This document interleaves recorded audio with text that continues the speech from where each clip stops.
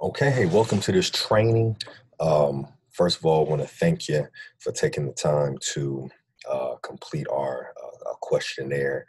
The information was just invaluable, and we just want to say thank you. So, as promised, we want to provide you with a training here based upon the way you answered that survey. So, the survey we sent out to you asked the question of, what is your major goals and concerns when it comes to dealing with your finances as it pertains to your business. And an overwhelming response came back as increasing revenue, improving cash flow, um, and decreasing costs. Like those three were prevailing in probably 90% of the responses that we got back. So I decided to do just a real quick training to address some of those and show you what we do. So bear with me here. And this is going to be super informal. Okay. So since these were the hot topics, we decided just to put together a really, really short presentation here for you. So increasing revenue, increasing revenue, decreasing expenses, and improving cash flow. So that's what we want to focus on. Okay. Now, before we get started here, let me take you on a little trip. As it pertains to your business and your business financials, I want you to think about your business as a vehicle. And what I mean by that is this. A lot of times as entrepreneurs, we are so intertwined with our business that sometimes it's hard to separate our personal from our business. And that's where a lot of our problems managing finances stems from, is separating the business from the personal.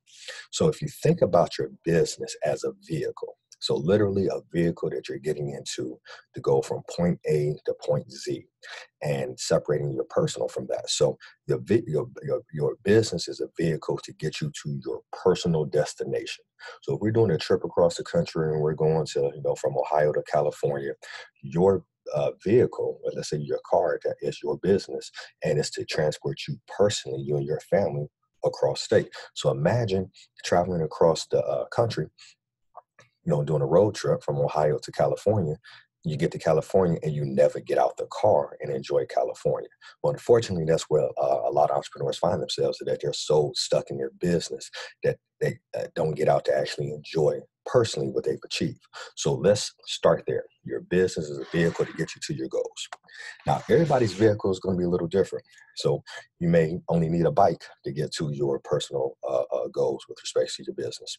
Or you may need a super fast car like a Ferrari or a Lamborghini. Or you're a family person, maybe you need an SUV to accommodate everybody. And, and if you're just knocking the cover off the ball, maybe you have your own private jet like this guy right here. But nonetheless, you have to identify your vehicle. Now, after you identify your vehicle, first identify where you want to go. Identify how do you get there. So the roadmap and the GPS. Then you identify your vehicle. Now it's time to really start talking about the revenue.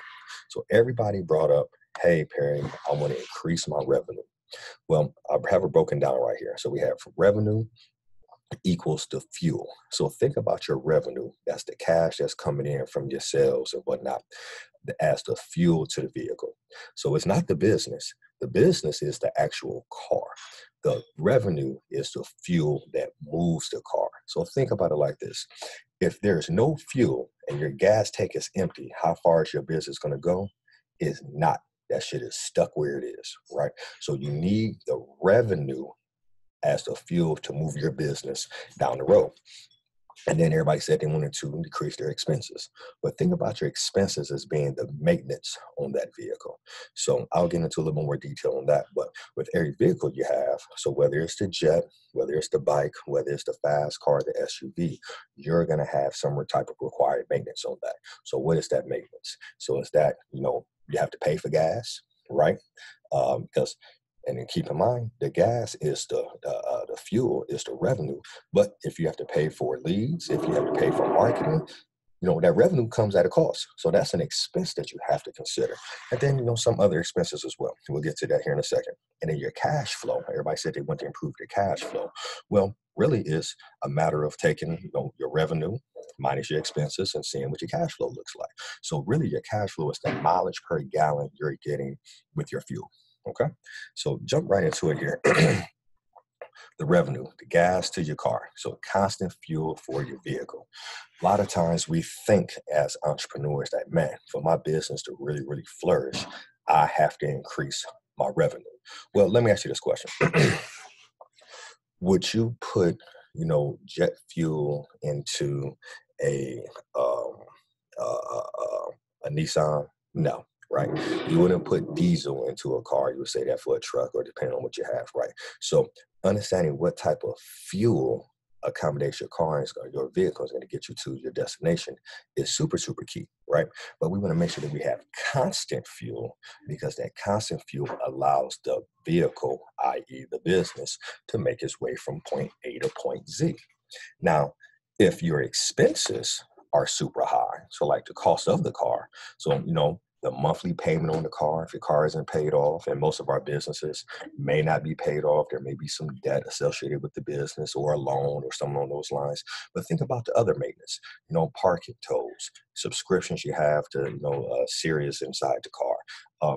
Any expense that's associated with that vehicle, you have to be able to calculate, because then that's going to impact how far your vehicle can go. So case in point, if from a gas standpoint, the fuel standpoint, you have a full tank, right?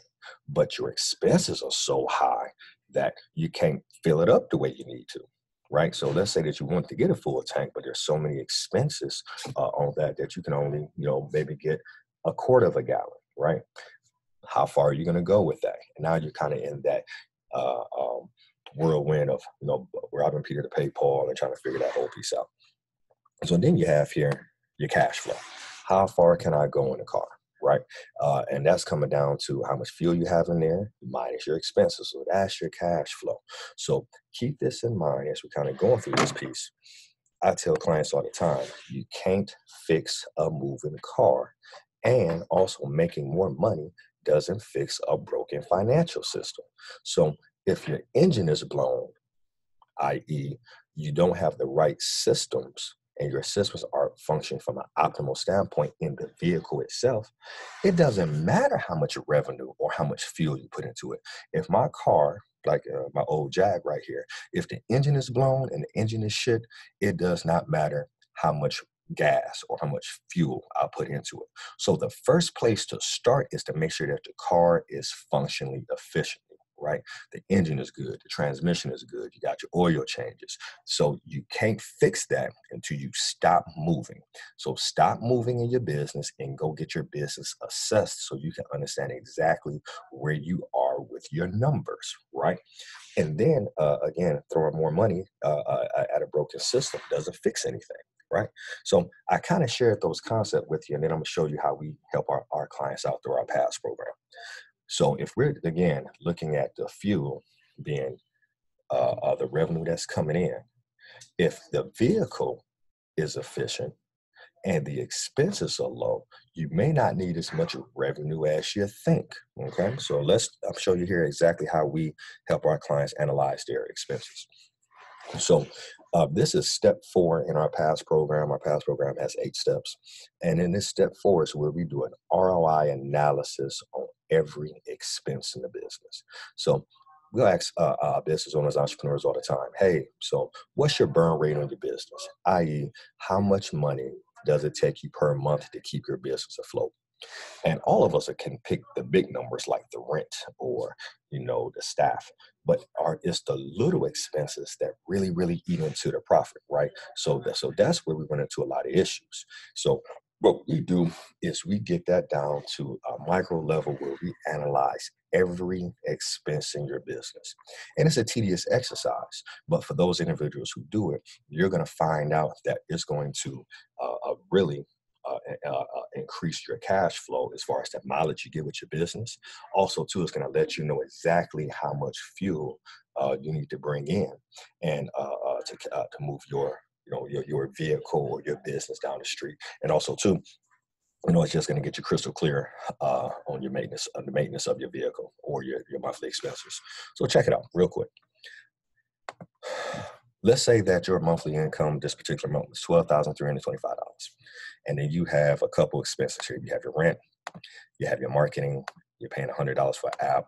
You're paying some vendor $750. And then you have a couple other random expenses here for $250, $1,000, $2,500. So when we look at that, you're like, hey man, shoot, did 12,000 in revenue, and my total expenses were 8,600. So I mean, I did pretty good. You know what I'm saying? You made close to almost $4,000 that month.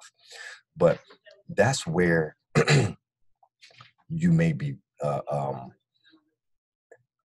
cashing bad checks. And what I mean by that is this: you may see that bottom line number like, man, doing pretty good, man. I made $3,000 that month, $4,000 that month.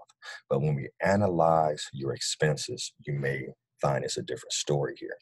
So one, we look at what's the percentage that's the expense with the revenue.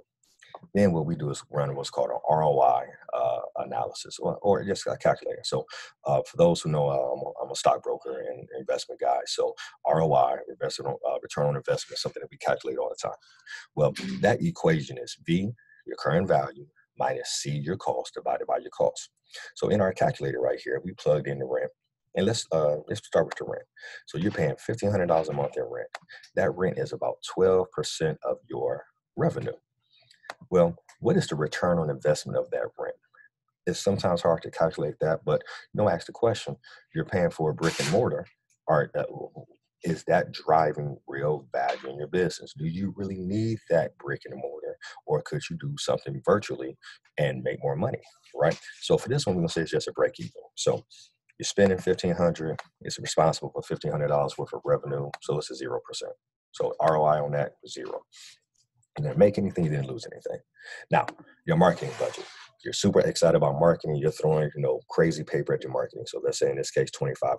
So that means that you're spending about 20% of your revenue on marketing. And then I ask you this question. Well, based on your marketing efforts, what did that marketing generate as far as sales? So I had one client say, oh, Perry, I'm paying somebody for this marketing and I meet all of these people and great. And I'm like, that's great that you're meeting people. How much money did you make from those marketing efforts? And so in this case right here, let's say that you made, $1,000. Well, based on our ROI calculator, that's a negative 60% return on your investment. Now, let that sink in for a second. Do you remember 2007 and 2009 when we had the market crash? We had the real estate bubble and stock market crash all at the same time. And the market went down about 60%. And that was one of the hardest times we went through from an economy standpoint. Terrible time. Well, that's what you're experiencing, the Great Recession every month if you're spending $2,500 on marketing and you can only tell me that it generates $1,000 in value. So that means that's a negative 60% return on investment. If that were a stock that was in your portfolio, it's a good chance I'll be telling you to sell that stock. So that's something you need to revisit. Let's say you got this app right here. Hey, you're spending $100 on this app. Right? You're not thinking like, oh, it's a little small dollar amount. It's only 81% of my revenue. But we drill down and I asked, well, how much revenue, what value is associated with that app? How much value is that app, that $100 app bringing to your company? Well, it brought in $500, which means that's a 400% return on your investment. So why aren't we doubling down on that app if it's giving us a 400% return on our investment? Where are we doubling? So that's your opportunity to increase your revenue right there. So now we got an opportunity to increase revenue and also to decrease costs. Same way with the vendor right here, $750, 6% of the revenue. Hold on, that vendor brought in $2,500 worth of value, right? For a difference of $1,750, that's 233% return. Why are we doubling down on that? Okay. How do we get more vendors like this? I mean, why are we paying this for marketing, getting a negative 60% return on investment? We can go hire these vendors or whatever app we're using right here, and it's giving us 230 and 40% return. And the same way with the rest of these expenses. So this is how we can kind of do all of the things that we wanted to do on the front end. Again, you guys told me I want to increase revenue, right?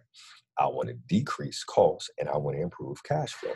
Well, by doing this ROI analysis, you're able to do that, right?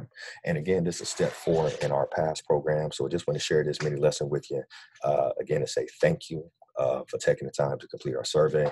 We'll get you guys copies of this, and feel free to reach out to us and learn a little bit more about the P.A.S. program. So again, this is step 4 in our 8-step process, where we guarantee our clients profitability in their business, increase cash flow, and increase revenue.